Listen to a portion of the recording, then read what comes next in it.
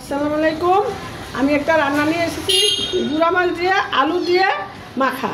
এখানে আলু, গুঁড়া মাছ, লবণ, মরিচের গুঁড়া, রসুন পেঁয়াজ বাটা, কাঁচামরিচ, হলুদ, এখানে পেঁয়াজ কাটা, ধনিয়া পাতা। আলুগুলি কড়াইতে দিচ্ছি, গুঁড়া মাছগুলি সাথে দিয়ে দিচ্ছি,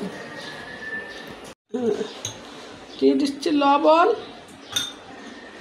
মরিচের গুঁড়া, হলুদের গুঁড়া,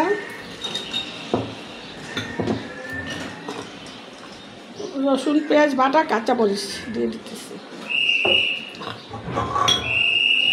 তারপরে কাটা পেঁয়াজ,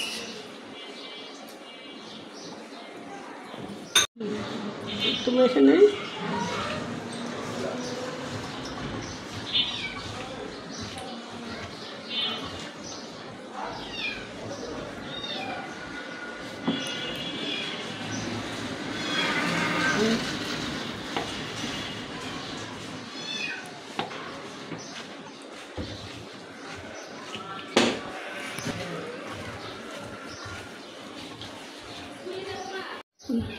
মাখা হয়ে গেছে, একটু পানি দিয়ে দিচ্ছি।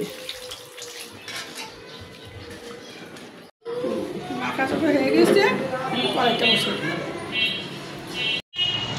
তারপরে একটু লাড়া দিয়ে দেখলাম কেমন হয়েছে।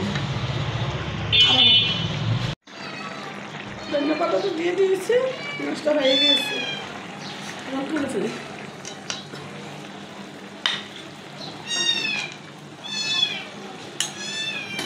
আলু দিয়ে ছোটো মাছ দিয়ে মাখা হয়ে গেছে।